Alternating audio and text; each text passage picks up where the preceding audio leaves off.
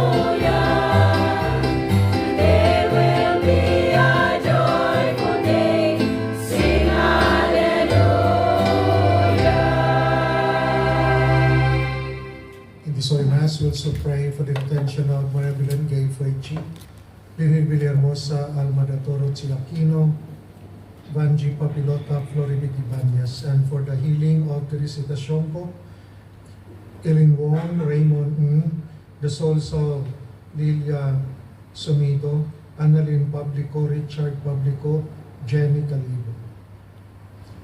Let us glorify the Holy Triune God in the name of the Father, and of the Son, and of the Holy Spirit. Amen. The grace and peace of our Lord Jesus Christ, and the love of God, and the communion of the Holy Spirit be with you all. And with your spirit. Good afternoon and welcome in this Eucharistic celebration. Good afternoon, Father. And the theme of the Gospel today is somehow preparing the disciple of Jesus, because next Sunday we'll celebrate the Ascension. Somehow, the Lord prepares His disciples sa Kanyang departure, sa Kanyang Ascension, pagbabalik sa Ama. And today also, Mother's Day. So let us pray sa lahat ng mga mothers. So lahat ng mga mothers, happy Father's Day. Kasi may mga nanay, para rin tatay. So, happy Mother's Day. In this we pray, in this Mass, all mothers, that they may be guided, inspired in their vocation to shepherd their children. And for us to be worthy in this Eucharistic celebration, we now acknowledge our sins, our failures, and we ask God's mercy and pardon. I confess to Almighty God, and to you, my brothers and sisters, that I have greatly sinned in my thoughts and in my words, in what I have done, and in what I have failed to do. Through my fault, through my most grievous fault. Therefore I ask Blessed Mary, ever Virgin, all the angels and saints, and you, my brothers and sisters, to pray for me to the Lord our God. May Almighty God have mercy on us, forgive us our sins, and bring us to everlasting life. Amen.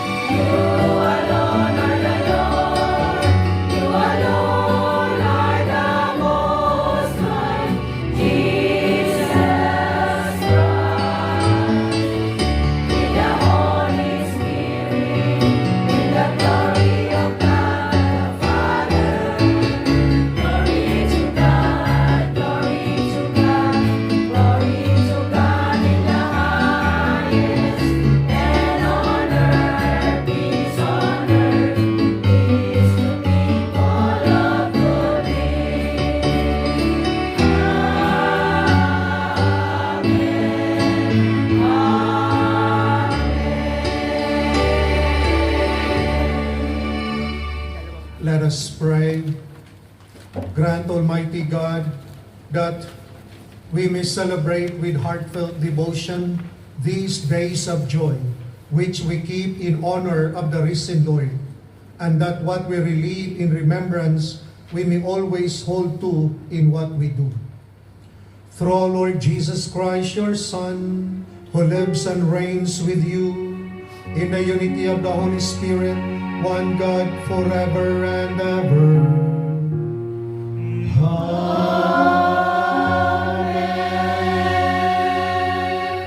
Please be seated for the liturgy of the Word.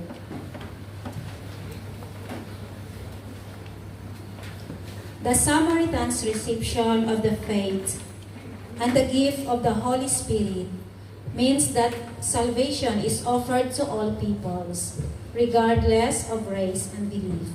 The first reading. A reading from the Acts of the Apostles. Philip went down to the city of Samaria and proclaimed the Christ to them. With one accord, the crowds paid attention to what was said by Philip when they heard it and saw the signs he was doing. For unclean spirits cried out in a loud voice, came out of many possessed people, and many paralyzed or crippled people were cured. There was great joy in that city. Now when the apostles in Jerusalem heard that Samaria had accepted the word of God, they sent them Peter and John, who went down and prayed for them, that they might receive the Holy Spirit, for it had not yet fallen upon any of them. They had only been baptized in the name of the Lord Jesus. Then they laid hands on them, and they received the Holy Spirit. The word of the Lord. Thanks be to God. Responsorial Psalm. Let all the earth cry out to God with joy. Let all the earth cry out to God with joy. Shout joyfully to God, all the earth. Sing praise to the glory of his name. Proclaim his glorious praise. Say to God, how tremendous are your deeds. Let all the earth cry out to God with joy. Let all the earth worship and sing praise to you. Sing praise to your name. Come and see the works of God, his tremendous deeds among the children of Adam. Let all the earth cry out to God with joy. He has changed the sea into dry land. Through the river they passed on foot. Therefore let us rejoice in him. He rules by his might forever. Let all the earth cry out to God with joy. Hear now, all you who fear God, while I declare what he has done for me. Blessed be God who refused me not my prayer or his kindness. Let all the earth cry out to God with joy.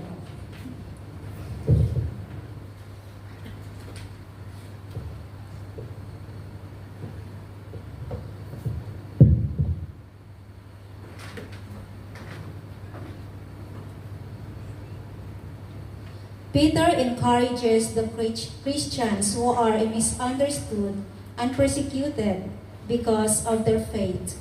Suffering with a clear conscience unites the believers with Christ, who suffered for the sins of the unjust. The second reading. A reading from the first letter of Saint Peter. Beloved, sanctify Christ as Lord in your hearts. Always be ready to give an explanation to anyone who asks you for a reason for your hope, but do it with gentleness and reverence, keeping your conscience clear, so that when you are maligned, those who defame your good conduct in Christ may themselves be put to shame. For it is better to suffer for doing good, if that be the will of God, than for doing evil. For Christ also suffered for sins once, the righteous for the sake of the unrighteous, that he might lead you to God. Put to death in the flesh, he was brought to life in the Spirit. The word of the Lord. Thanks be to God.